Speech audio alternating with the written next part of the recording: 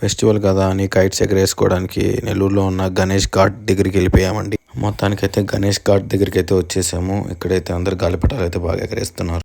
నేను మా ఫ్రెండ్స్ అయితే ఇంకా గాలిపటాలకి సూత్రాలన్నీ కట్టేసుకొని ఎగరేయడానికి రెడీ అయితే అయిపోయాము.